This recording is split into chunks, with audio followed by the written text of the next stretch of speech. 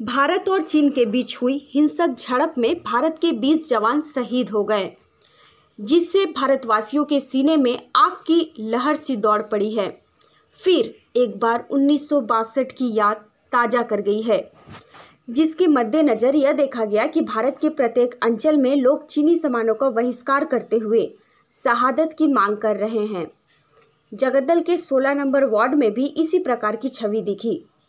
शहीदों को श्रद्धांजलि देते हुए आक्रोश की भावना लोगों में दिखी। देखिए हमारा ये खास रिपोर्ट।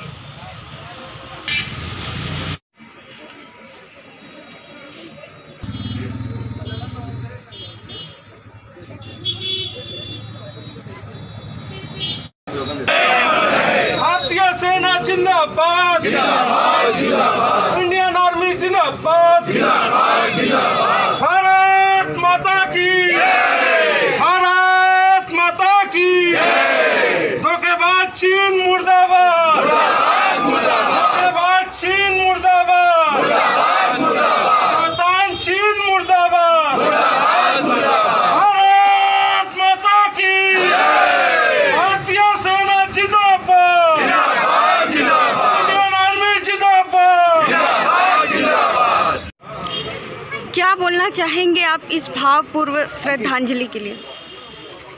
देखिए, 16 तारीख की रात को लद्दाख बॉर्डर पे धोखेबाज चीनी सैनिकों ने जिस तरीके से धोखे से हमारे भारतीय वीर जवानों के साथ हमला किया, जिसमें हमारे 20 जवान लड़ते हुए देश की सीमाओं की रक्षा करते हुए शहीद हुए।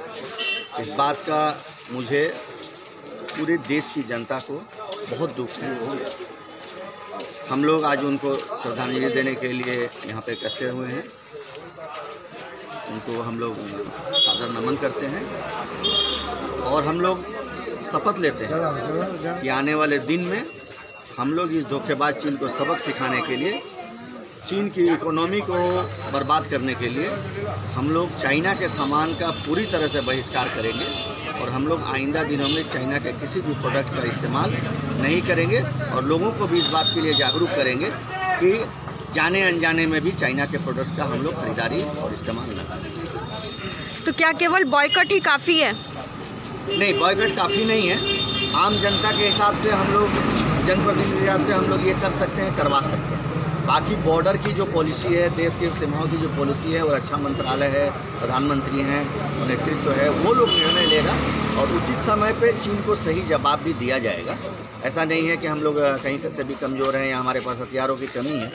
ये एक धोखा हुआ है।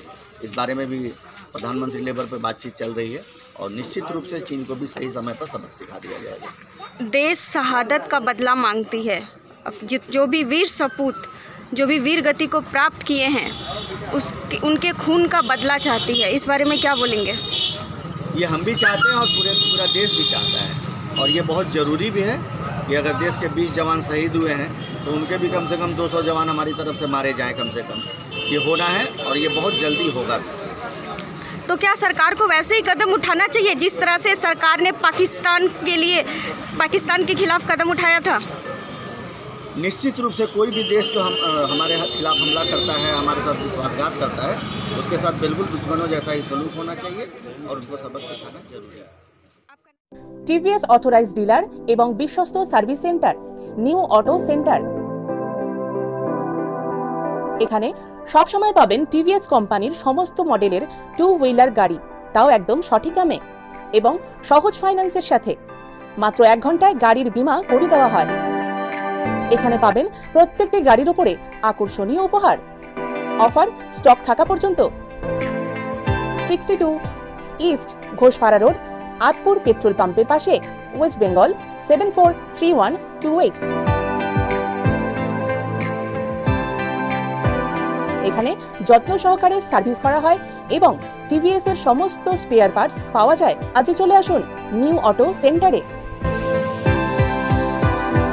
ফোন নাম্বার 9883787452 অথবা 97488131